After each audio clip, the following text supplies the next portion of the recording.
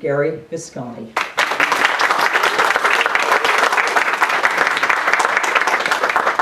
Okay, first of all, in other cities it's really formal because I don't know the people.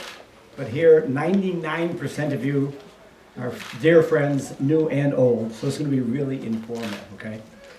Thank you, Sharon. That's just the way I wrote it. Thank you. I had no idea what she was going to say. You never know what Sharon's going to say, okay? I was like on pins and needles for a minute there. But anyway, I want to thank Chevalier's Book Store for opening their door to us. Thank you so much. And thanks, Liz and the staff. Really, really appreciate it. You've done a wonderful job. And I have notes because I'll probably forget everything. It's funny because when I started to write my book, it was book number 2 that I wrote. And I sent it out to the publishing house, and they said, Mr. Visconti, everything's good, it's a great book, great philosophy, but you have to write an autobiography because, you were a champion, 45, 50 years ago, and you have to build a following. And I went, I don't want to write an autobiography, It's weird to write an autobiography, it really is. So I said, okay, so this was like 8 years ago. So I worked on this book for like 8 years, trust me. But you know what? My company, Buffalo Frills in New York, is a wonderful publishing house. They helped me a lot with all the logistics of the books. It's in about 50 bookstores and on Amazon.com and et cetera, et cetera. But when I sent it to the editor, I said, I've never written anything. He goes, okay. I said, and I'm sending you my book. And I said, I really can't even spell. He said, well, there is spell check, I said, yes, I know. He said, well, okay, I'll look it over. So a month later, he calls me, and he said, Mr. Visconti, he said, you told me your book was going to be rough. He said, but I didn't think it was going to be this rough. And I thought, oh, I said, well, sir, okay. And he said, I can do one of 3 things. I can keep your book for about 2 months and rewrite the whole thing.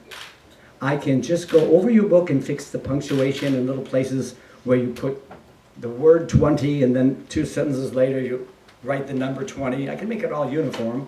Or I can withdraw from the whole project. I said, well, I'm going to say this nicely.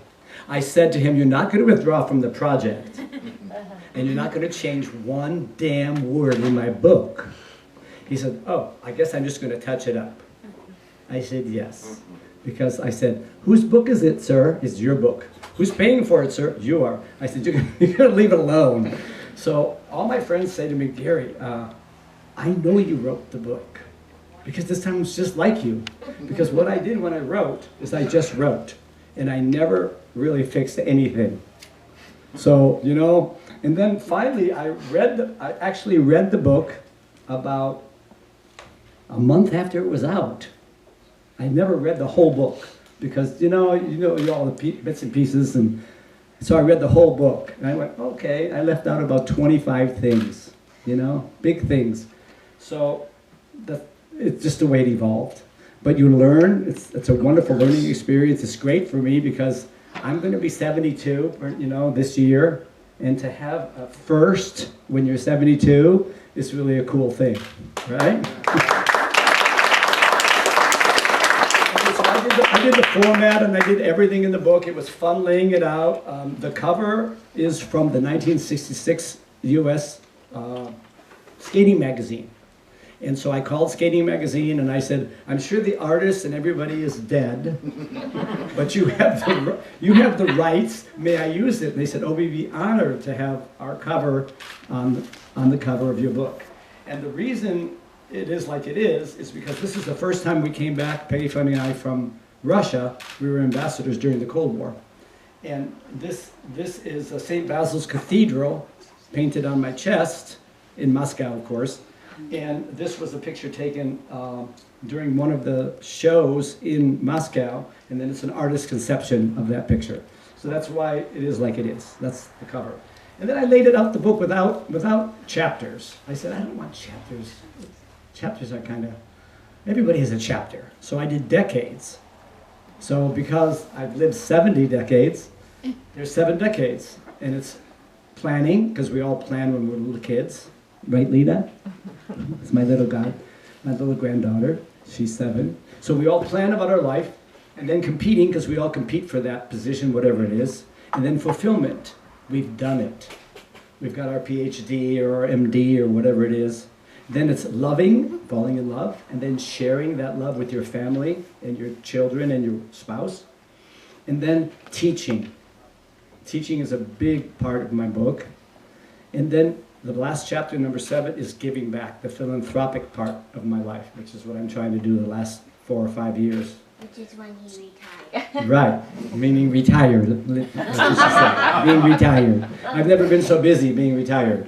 So I'm going to read to you some little excerpts. It's about 12 minutes. I hope that's not too long.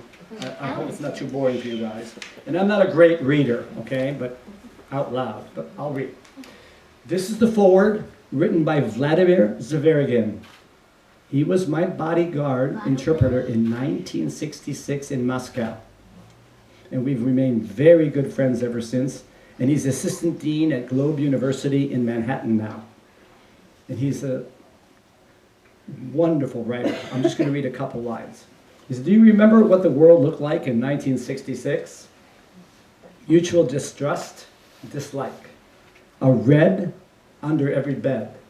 Better dead than red. You remember all those things? Yes. Culture and sports were tools for demonstrating political superiority. Then at the end, I'm not going to read just a little bit. At the end he said, this book reveals the life journey of a man who managed to overcome many adversities, reach for the stars, helping others with their goals, and pave the way for countless others to follow. Any culture, any color, any political affiliation, just a human determined to make the world a better place. Thank you, Gary, for being such a great friend. Call me the next time you're looking for someone to share some of your crazy ideas with. That's from Vladimir, a wonderful, wonderful man.